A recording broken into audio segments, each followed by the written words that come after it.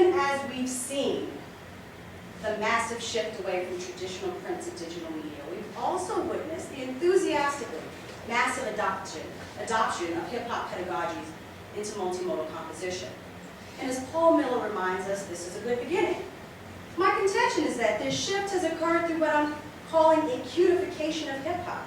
This cutifying process, I believe, has been achieved by the same forces that had once deemed this African diaspora-influenced style of pedagogical, of black urban expression to be socially menacing. This can be easily traced by following the success of 1980s rap groups like NWA and Public Enemy.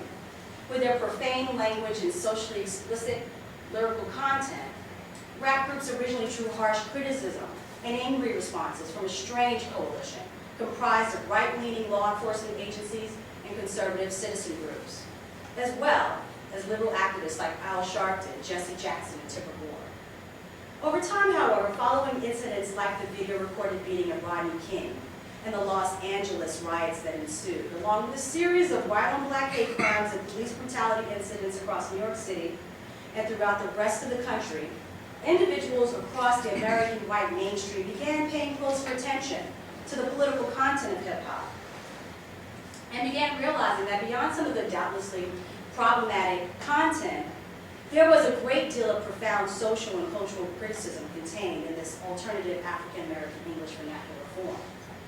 Among these shifts included the growing acceptance of rap as a style of white vocal delivery in white rock music. And it was increasingly popular that we began using sampling and looping methods across all sorts of representations of electronic media, including video. This technique, known as remixing, soon enough became a dominant technique in mainstream do-it-yourself media compositions. As more and more generations of hip-hop fans grew older, they began joining the academy, all while bringing with them the composing strategies of this urban expressive form of cultural production. In the last decade or so, hip-hop has become less identified with the African-American vernacular discourses and diasporic influences that originally gave rise to this post-industrial mode of creative expression, and has increasingly become associated with a sense of nostalgia for the bygone days of youth, and is frequently seen as a way to reach back into the general youth subculture. For the most part, hip-hop teaching methods are generally celebrated, especially in its digital form, and lauded for integrating urban literacy practices in composition and writing classrooms. No longer considered a threat to the educational status quo, hip-hop methodologies have now been firmly adapted to pedagogical approaches across the areas of both lower and higher education. Hip-hop has effectively become a racial rhetoric of cute. Unfortunately, you can't see the top of Nicki Minaj's head. In our field, individuals like Sharon Crowley, Richard Lanham, Victor Matanza, and many others have been chief interlocutors regarding the foundations of how early thinkers all held the common idea that rhetoric is language designed to intervene in some way in the beliefs and practices of dominant communities. As rhetorics are practiced for the very purpose of interfering, interceding, and intruding on a given discourse, I advocate for a style of decorum that is not against repetitive interruptions and disruptions.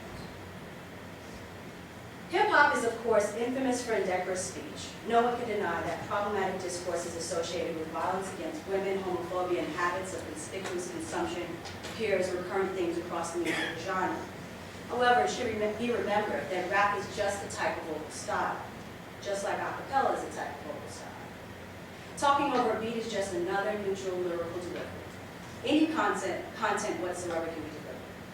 While hip-hop's etymology is a combination of the African-American English vernacular colloquialism hip, meant to describe that which is immediately current, and hop, meant to indicate the repetitious aspiration towards bodily verticality. When we think of the term hip-hop, we should be thinking in terms of a genre that is produced and circulated within a network of social and civic discourses, practices, images, and events, just like any other kind. This is to say that hip-hop is not essentially black. And it is for this reason that I assert that using hip-hop methodologies to compose digital media cannot count as fulfilling the needs of a diverse curriculum. Unfortunately, I suspect instructing students in the assemblage of multimodal compositions through the techniques of sampling and looping just for the sake of creating ironic juxtapositions will not entirely fulfill the critical thinking skills required for the interruption of inhumane, non-democratic social structures. In fact, multimodalism, if not intended to critically, merely serves to reinforce and reinstate the very same stereotypes that we hope to abolish in a democratic society.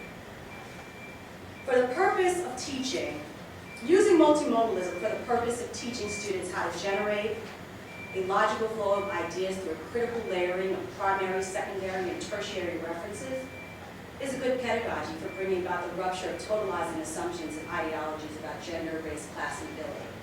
Here's a pedagogical strategy for demarginalizing minoritized discourses. The notions of flow, layer, and rupture were originally articulated and popularized by Africana and feminist studies scholar Tricia Rose in her groundbreaking book, Black Noise. Though largely ignored in much of the literature on multimodal rhetorics and composition, Rose teases out the triple conceptualization of flow, layer, and rupture as the chief design traits of hip-hop. She explains how the New York City of the late 1970s in the interim of LBJ's Great Society of War and Poverty and Ronald Reagan's voodoo economics, trickle-down privatization schemes deployed flow, layer, and rupture as a cultural tool for bringing about not just juxtaposition, but a straightforward transposition of late capitalist post-industrial power formations. Flow, layer, and rupture as a multimodal tactic is simultaneously more complicated and more straightforward than the notion of remix alone. So while the remix can be useful, my contention is that remix is meaningless without a hook. And I say this because the whole point behind hip-hop's use of flow, layer, and rupture is and always has been to deliver the hook, or the punctum, if you will. The hook is the term. It is the contagious rhetorical assertion, a cute saying, that inspires and lyrically moves us to act. The hook is the punctuating rupture that forces narrative momentum. The hook, more dissonant than core, is comprised of the acutely repetitive interruptions and disruptions of dominant themes. When our commitment to democratic pluralism is contingent exclusively on this cutified version of the multimodal remix, technology becomes an alibi for the authentic challenge of preparing diverse student bodies for global awareness and social collaboration. My argument is that confusing the remix as the end-all be-all of multimodal pedagogy and multicultural representation violently flattens and smooths out the potential for the rhetorical hook that is needed for a politically, and dare I say lyrically, powerful defense of the profit-driven institutional attacks that are currently being made on the humanities. If multimodal methods are non-critically conflated with hip-hop as a good enough nod to this thing we're calling diversity, we blunt our potential for producing an acutely dissonant hook in favor of justice and humanity. By continuing to accept the all-too-common student practice of indiscriminately uploading racist, sexist, and homophobic content in multimodal composition assignments without an intended critical pedagogy that challenges how whiteness appropriates the cultural expressions of minoritized communities, we merely reproduce the stereotypes and inequalities that contribute to human suffering and degradation.